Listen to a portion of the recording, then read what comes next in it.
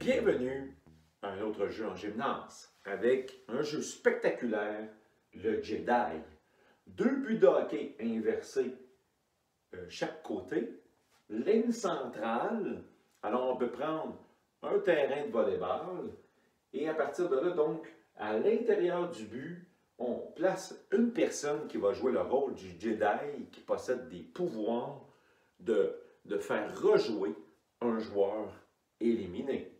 Allons voir. C'est le même principe que le ballon chasseur. J'utilise des balles mousse ou des balles de tennis dans lesquelles on va lancer par en dessous sous forme de rebond. Pas le droit de dépasser la taille des joueurs.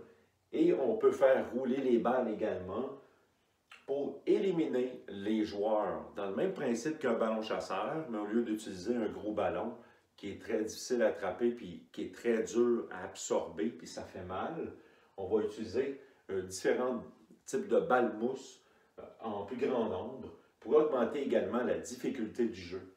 Alors, on se lance les balles. Le joueur qui est touché par une balle ou qui échappe une balle doit s'asseoir sur place à l'endroit où il a échappé la balle.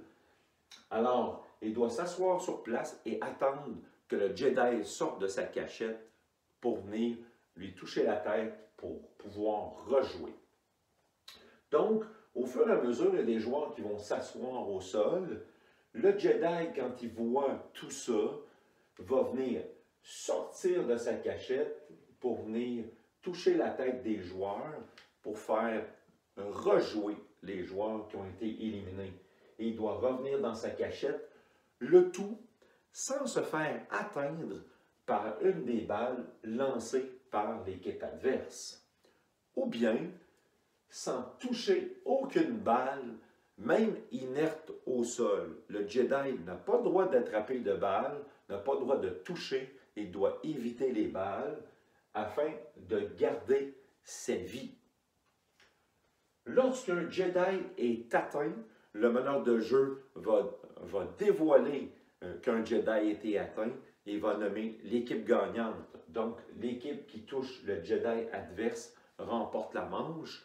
On trouve un autre Jedi par équipe et le jeu recommence. On peut retirer des balles, ajouter des balles, histoire de pouvoir augmenter la difficulté.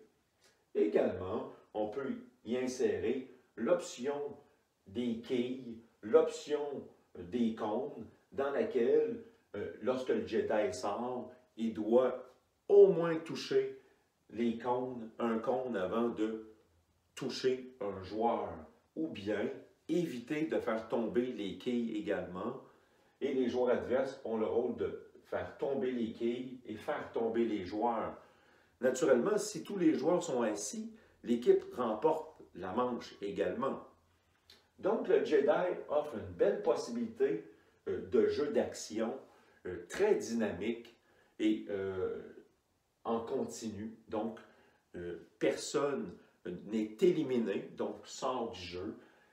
Tu échappes la balle, tu t'assois, le Jedi sort rapidement, te touche, tu recommences à jouer. Donc, c'est très rapide. Jedi, bonne partie, sûrement un jeu que vous avez déjà joué car il est très populaire dans les services de garde et les écoles. Bonne partie.